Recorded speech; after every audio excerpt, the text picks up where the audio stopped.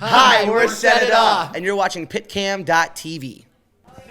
Hey guys, how are you doing? Doing good, you? Hanging in there. Yeah, me good. Feeling good. It's good to be here. So how's the tour going so far? So far, amazing. It's crazy. Apparently, we've already done a week of it, which is insane. It's flying by, but that's a good sign. Means we're having a good time.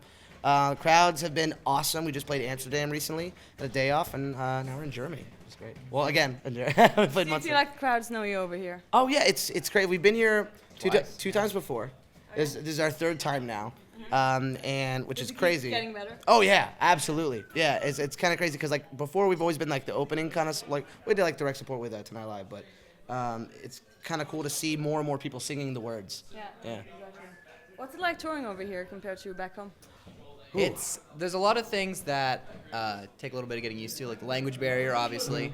But it's nice. Everyone seems to kind of work with you and try to figure. If you're trying, they can tell that you're trying, and that's nice. They appreciate that. A lot of different food. Trying a lot of different food, which is cool.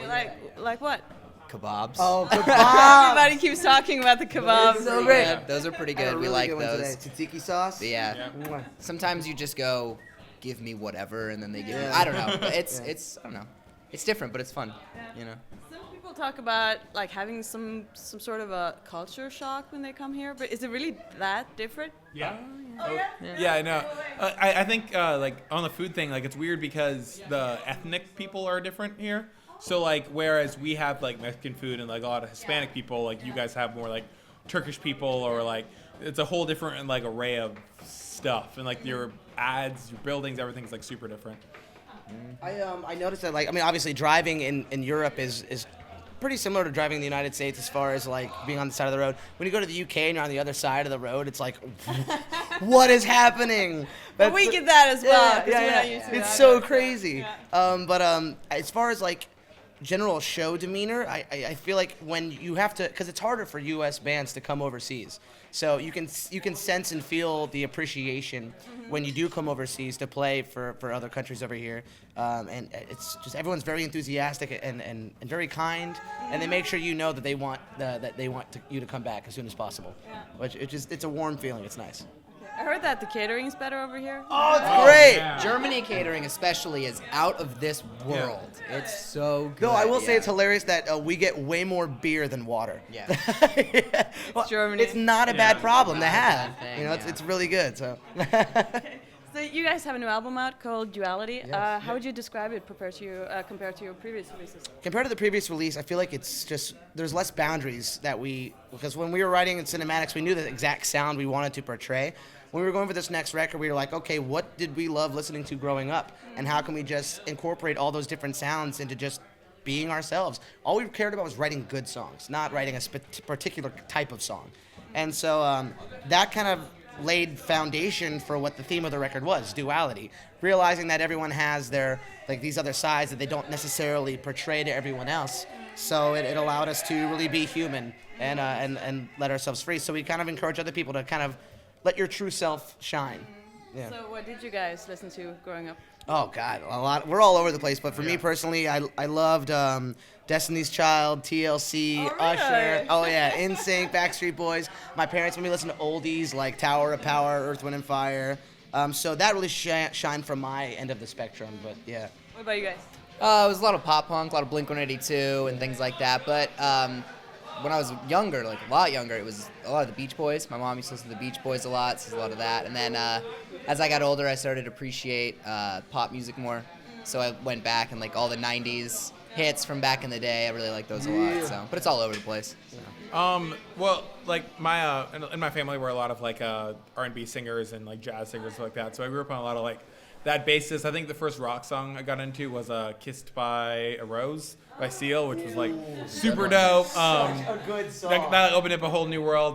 Like probably in my later teens / beginning of adult years, I got really into like the indie folk sort of movement thing. So yeah, we're kind of all over the place, but we all definitely love like those '90s like pop R&B band like Destiny's Child and NSYNC. We're like huge fans of that whole thing. So A bunch of 90s kids. Just Yeah. a bunch of 90s I'm kids. so used to people saying like Metallica and yeah. We're more pop babies. so what was it like working with John Feldman? Actually, we didn't work with John Feldman. Oh, you No, didn't? that's the crazy part about this is we were supposed to work with John Feldman. 3 days before. Misinformed. That's okay. 3 days before we were supposed to go in the studio, we actually got canceled with him. He had some personal stuff he had to work out, which was the most chaotic experience because we knew that if we kept waiting to start working on this record, then we wouldn't have had our record out until now, like this month. So we immediately, the minute we found out, called our management, called our label, and then I called my friend Brandon Paddock, who we wrote Why Worry with, and just had this unbelievable chemistry with.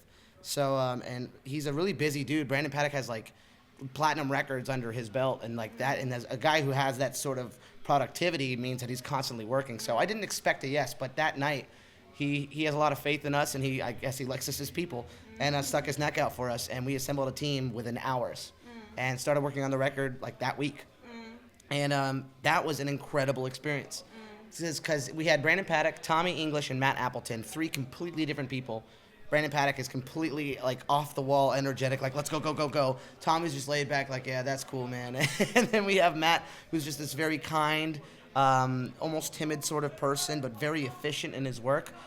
It was like a dream team. It was amazing working with those people. So looking back on it, it still feels like it wouldn't turned have- out to be the best record that you could ever I wouldn't have make. changed a thing. I think the knowledge that those people possess set us up for the best possible situation, the best possible album.